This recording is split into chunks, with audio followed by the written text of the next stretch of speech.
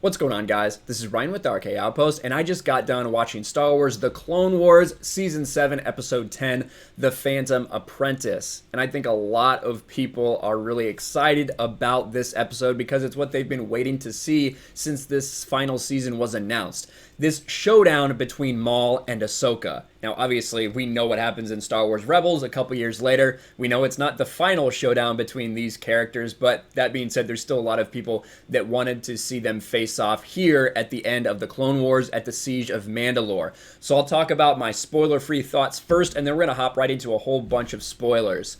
So the first thing I'll say is, again, kind of like last episode, if you really love Ahsoka, you're going to love this episode. If you really love Maul, you're going to love this episode, because I would say this is Maul's episode. Sam Witwer speaks a lot in this. Sam Witwer puts a lot into his performance as Maul, and so if you're a fan of him as Maul, you're really going to like this episode. The thing that stood out to me the most was the fight itself. Not necessarily because of how long it was or how great it was, but how great it looked. That was the incredible thing to me, because it's something we have not ever seen in the Clone Wars before, was animation that looked like this. It was done with motion capture from Ray Park himself, Darth Maul from The Phantom Menace. Everyone should know who Ray Park is. He did the motion capture for this, and you can tell because it looks unlike anything we've ever seen before in this series. And I think really sets the bar at a high level. Now, I'm sure this cost a lot more money than a normal episode of Clone Wars would be to make, but it really stands out, and I think it's really worth whatever money they spent on it. And again, kind of like last time, the score of this was phenomenal. And I don't want to go too into it without talking about spoilers, but they do reference so much to Revenge of the Sith and what's happening with Revenge of the Sith. They line up the timeline pretty well, so now we kind of know exactly where we're at in reference to the timeline of what's happening and when. Anakin is not seen in this episode, but he is mentioned a couple times, and he's pretty important to what ends up happening. So, again, that's all I really want to say for spoiler-free. There's not much to talk about without going too far into it, but if you like the Clone Wars, if you have followed the Clone Wars and loved it, you're going to love this episode, no doubt about it. I think maybe one thing that some people might be critical of, even if they are fans, maybe Maul should have had a little bit more of an upper hand. That's all I will say, because I want to talk more about that when we get into spoilers. But with that being said, let's talk spoilers. Now, this episode starts off right where we left off, and that's kind of the way that these last 4 episodes are designed to be watched, one right after another, not your traditional Clone Wars. You don't even have a traditional Clone Wars intro or anything like that. It is just, boom, you're thrown right into the same scene we left off at. Ahsoka surrounded by Maul and his Mandalorians in the sewers. They have a little discussion. While they're talking, Ahsoka does activate a beacon and let Rex and the clones know that she is down there so they can come and help her out of this jam she's in. Maul gives a little speech about Ahsoka, saying he doesn't really know her that well, asked where Kenobi's at, that he was really hoping Kenobi and Skywalker would be there, and keep that in mind. It is very important that he said Skywalker should be there as well. And he actually tells Ahsoka that the Jedi and the Republic are going to fall soon, and that the person manipulating all of it is Darth Sidious. And that's about all Maul has to say before Rex and the clones come down. They fight. Ahsoka and Maul engage briefly, but Maul basically says not yet, throws Ahsoka into Rex, and then him and his Mandalorians escape while the clones pursue, but they have disappeared. Next, we go up to the recently liberated throne room where Bo-Katan, Rex, Ahsoka, and Obi-Wan are all talking. Obviously, Obi-Wan in a hologram. They ask Obi-Wan if he knows anything about Sidious, and he does tell them exactly what he knows as a member of the Jedi Council, which I thought was interesting, to trust Bo-Katan that much to let her know all of that information that they have on a Sith Lord that's been pulling the strings of the entire Clone Wars. And he says that he learned the name from Dooku, but that's not possible to get any more information because Anakin has killed Dooku. And Ahsoka has this kind of look on her face where you're thinking, wow, that's interesting. Trying to get Ahsoka's reaction to Anakin killing Dooku, and you don't quite know what she's thinking. They ask for more help on Mandalore. Obi-Wan says he cannot go there, and neither can his troops because they are getting sent to Utapau to catch General Grievous. So that is when they really line up exactly where we're at timeline-wise in Revenge of the Sith. This is basically right after Obi-Wan has been told he is going to Utapau, to find and hunt down Grievous. And Ahsoka goes on to ask if Anakin can help, maybe send Anakin here and his troops, if they can help support. And Obi-Wan asks Bo-Katan and Rex to go and let him talk to Ahsoka. He tells Ahsoka about the Jedi Council's secret assignment for Anakin. Again, this goes to show you how much Obi-Wan Kenobi is trusting Ahsoka at this point in time, even though he was hesitant to send them in the first place because she wasn't part of the Jedi Order. All of a sudden, Obi-Wan has this crazy trust to say, hey, the Jedi Council is secretly sending Anakin to spy on Chancellor Palpatine. Now, Obi-Wan's perspective is that he wants Ahsoka to actually reach out and talk to Anakin about it because he's worried that everything's going to go wrong. And Obi-Wan even says the Council's not always right. But before he can ask Ahsoka to reach out and what he wants her to say to Anakin, Rex and Bo-Katan bust back in and say, hey, there's been an attack. Maul and his Mandalorians have attacked the clones. Ahsoka goes off. She turns back to Obi-Wan. She says, Obi-Wan, tell Anakin I... And then Obi-Wan says, I will. But you never hear what she finishes. You never really understand what she wants to tell Anakin. And that is one thing that got me thinking during this episode. I want to know what Ahsoka wanted to say to Anakin. But again, just a brief aside from this story, my opinion here, I think that for all of this to happen, it again makes Ahsoka such an important part of this entire thing that now Revenge of the Sith, how can you watch Revenge of the Sith and think, why aren't they talking about Ahsoka? Why hasn't Ahsoka been mentioned? If she was actually someone that was this important to everything, how is she not mentioned? I just think I think to go back and retroactively make a character this important to something so huge is a mistake. But that's just me. Let's continue on with this episode. We find out that a lot of clones have been attacked by Maul, and ARC Trooper Jesse, who a lot of people should be familiar with, has actually been captured because he knows about Ahsoka and Maul wants to learn more. Maul talks about the grand plan and how he was cast aside by his master, but since he knows what's going to happen, he feels it coming. He still thinks that he can take advantage of all of this in the chaos that will ensue and that they can kind of thrive on it. And then he turns to Jesse. Jesse says, I'm not going to say anything, but Maul says, you're kind of naive if you actually think that, and uses the Force to invade his mind.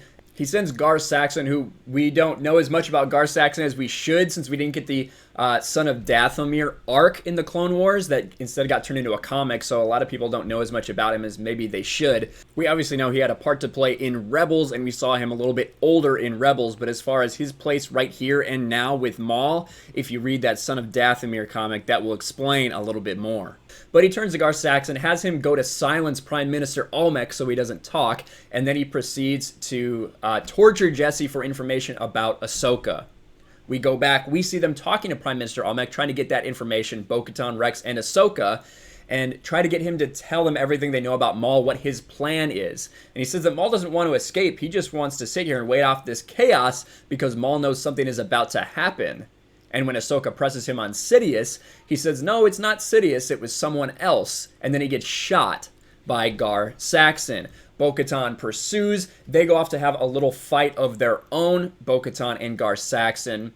Then back to Ahsoka and Prime Minister Almec. Almec reveals that the person Maul had a dream about, his name was Skywalker. So that gets Ahsoka thinking more. What did Darth Maul want with Anakin Skywalker? As Gar Saxon and Rook both approach Maul after Gar Saxon has escaped, he is talking to the Syndicate leaders, telling them to go into hiding. Now, one of the things I found interesting about this scene was one of those Syndicate leaders, all the way on the right, is someone we've seen before. Again, tying the Clone Wars completely in with Disney canon and the Solo movie. Dryden Voss appears in the hologram. He is one of the people that Darth Maul is talking to. And again, if you've seen the Solo movie and you see Darth Maul's appearance, I guess that begins to make sense. And they wanted to make that even more clear right in this. Now, I don't think that this was something that was planned out when these episodes were originally done, again, because the Solo movie did not happen. Dryden Voss was a character created for the Solo movie that they have now put into Season 7 of the Clone Wars. Again, not something that was originally planned, not the original intention of the Siege of Mandalore story arc, but, you know, it's been changed for the better, according to a lot of people involved in the project. Maybe not George Lucas, though. And then at one point, Maul, I don't remember if it was this scene or the scene before, Darth Maul talks about how the dark side has never been stronger. And he convinces all the Mandalorians to fight and that they can all take advantage of this chaos in the time to come. And we finally get to the moment everyone's been waiting for, this confrontation. Bo-Katan, Maul, Ahsoka, and Rex all meet in the throne room. Bo-Katan sees Maul and she immediately charges him, starts firing blaster pistols, and then Maul, Darth Maul, and you can see it right on the screen here, bends the bullets. Just like we've seen in the sequel trilogy, he is able to control the motion of blasters in the air. It's strange how we didn't see that power any other time before in the Clone Wars. But again, if you thought that was awesome, then I guess you think it's awesome. Bo-Katan leaves, Rex leaves as well because he turns Jesse back over, and there's explosions as the Maul Mandalorians start attacking the clones and the other Mandalorians. There's a fight going on outside, and Ahsoka and Maul are the only ones left. Ahsoka and Maul begin to speak. Maul is trying to tell Ahsoka how similar they are, how they've both been cast out by their respective orders, how they are both tools of a greater power. He talks about how it's too late for the Republic, too late for the Jedi, that Darth Sidious is about to take everything over. Ahsoka says with Maul's help, the Jedi can still defeat Sidious, but Maul says it's too late for the Jedi. But together, Maul says that he and Ahsoka can take down Sidious. And he says that every choice you've made has led to this. And he holds his hand out, waiting for her answer. Awesome cinematics, awesome music, the score, everything really builds up to this moment. It goes into slow-mo, there's an explosion. It's kind of a circling camera as Ahsoka's thinking about it. And she says, I'll help you if you answer one question. What do you want with Anakin Skywalker? He is the key to everything. To bring balance to the Force? To destroy. He has long been groomed for his role as my master's new apprentice. That's why Maul wanted Kenobi and Anakin there. Maul says he wanted to lure Kenobi there so that Anakin could come and he could kill Anakin, just to spite Sidious, to spite his former master, and kill the apprentice that he has been grooming for so long. And this is kind of the final straw for Ahsoka. She says, no, I know Anakin. He's not that person. And ignites her lightsaber, ready to go. Maul takes out his lightsaber and says, I guess the Padawan needs one last lesson. And then the duel begins. Again, like I said, the duel, and I'll play some of it over so you guys can check it out. It looks amazing when you look at this motion capture and all the things that happen. One of my issues is that Ahsoka does seem to have the upper hand. Now, it should be made clear that Maul is trying to turn Ahsoka to his viewpoint. He is trying to get her to join him. So he might not be trying to kill her initially. But then Ahsoka launches him out of a window and he scampers away and tries to hide. Ahsoka follows. As this is happening, the clones and the Mandalorians are all fighting. Things start to go poor for the Maul Mandalorians, and Gar Saxon phones in for help. Maul answers. He goes up into these big overhead rafters that are sitting way above the ground, thousands of feet above the ground, I assume. Far enough that he would not want to fall, and we see that later. Gar Saxon asks Maul for help. Maul says, no, you're on your own. Die well, Mandalorian. I'm going to escape. And then Ahsoka catches up with him, and they have another fight on these rafters. Again, going side to side. They've almost fall off a couple times. Very harrowing. But then at one point, Ahsoka loses a lightsaber, and then she loses another lightsaber. She is sitting there unarmed. Maul cuts off underneath her to make one of the rafters sink, and it's about to fall. He jumps on the other side to make it go even further down. Ahsoka is now backed into a corner. All Maul has to do, and you can see it here, all Maul has to do is cut that, and Ahsoka falls to her death. He has one last time, kind of reminiscent of Empire Strikes Back. Again, trying to get this nostalgia out of you, to get you to like this show. I give you one last chance. Join me or die. Ahsoka says never, and Maul, instead of just cutting it off like he knows he can, like he's already established that the threat is there to do that, he comes after her trying to hit her. Now she is unarmed, she has no lightsabers, and he has his double-bladed lightsaber, and he misses a couple times. Ahsoka grabs it, counters it, and throws him off. An unarmed Padawan, 16, 17-year-old Ahsoka Tano, just defeated Darth Maul. That is absolutely insane, and I think should be a problem for a lot of people, but I'm sure it won't be because they're mesmerized by the Clone Wars. The idea that Maul doesn't put up more of a fight in this And like I said, we know he's not trying to kill her right away, but the fact that she kind of easily handles him in that first encounter, and then he doesn't kind of just destroy her in that second one, especially when she is unarmed, I don't think it makes sense. I don't think it's believable to me, especially when we heard earlier that the dark side has never been stronger. Maul says that himself. In fact, the dark side is so strong that it's able to give Maul premonitions about Anakin Skywalker being the one to be the Padawan, the apprentice for Darth Sidious. So the dark side's that strong from a guy who is fueled by the dark side by his rage, yet he loses to Ahsoka, the Padawan. But she throws him off the edge and then catches him in the Force. And he says, "Let me fall. Let me die." And she refuses as the clones come up. The clones then capture him and stun him as he's screaming, "You don't know what's about to happen. You don't know. You're all about to die." And then the episode ends. So that's it. That's what happens. Again, I talked about some of my issues with it. Overall, a really good episode. An episode that is powerful because it ties so into something that people have so much care about, which is Revenge of the Sith. That's really what I think this whole last couple episodes is all about, and I think one of the reasons people are so hyped about it is because they care a lot about Revenge of the Sith. But to me, there's no way that all of this can be happening and Ahsoka could be this important, that Darth Maul could be this important.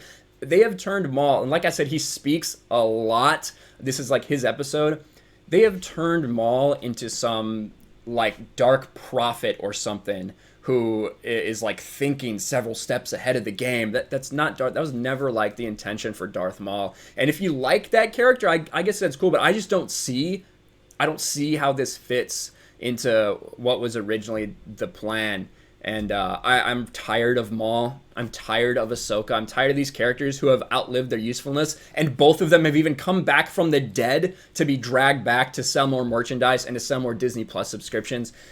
I'm just tired of it. So that it doesn't like resonate with me in connection to Revenge of the Sith as it does with so many other people. But I'm sure you are all going to have an opinion, and I want to see yours in the comments below. Now, what this sets up for next episode, to me, is Order 66. Order 66 is going to happen in the next episode. I can almost guarantee it. And then the last episode will be Rex and Ahsoka and Maul escaping probably, and like the fallout from Order 66 and escaping and how they're going to live the rest of their lives. That's what I think is going to happen. But that's the only place it can go from here.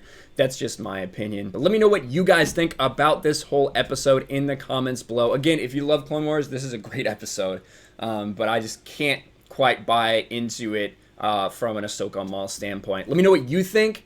Let me know in the comments below. Smash the like button, subscribe to the channel, ring the bell for notifications, share this video out there, and I'll talk to you guys later.